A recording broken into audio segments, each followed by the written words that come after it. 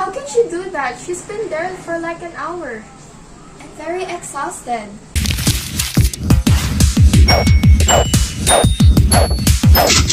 You want to know why?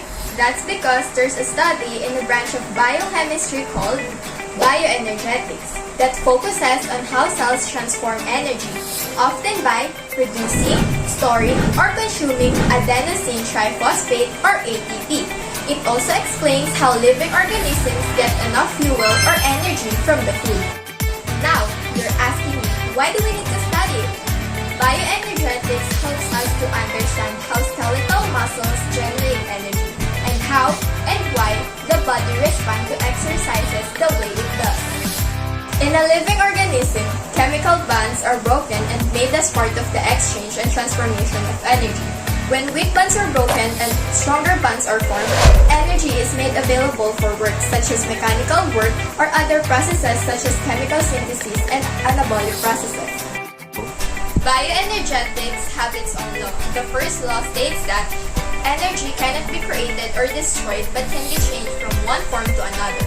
The second one is energy will transfer and always proceed in the direction of increased entropy and the release of free energy.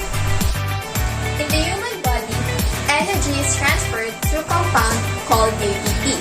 An ATP consists of a molecule of adenine and ribose linked to 3 phosphates. The energy in ATP is stored in the bond that links the 2 outermost phosphates.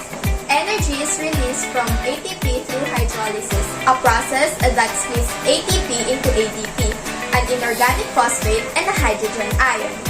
The hydrolysis or splitting of ATP occurs without oxygen releasing energy rapidly. This releases energy that stimulates our muscle fibers to contract required for exercises.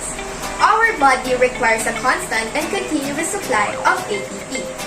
Meanwhile, our muscle cells contains a small amount of ATP termed intramuscular ATP that can be released rapidly to power the start of exercises. However, this intramuscular ATP is limited and is depleted after a few seconds of exertion. Via bioenergetics, living organisms produce ATP from energy sources.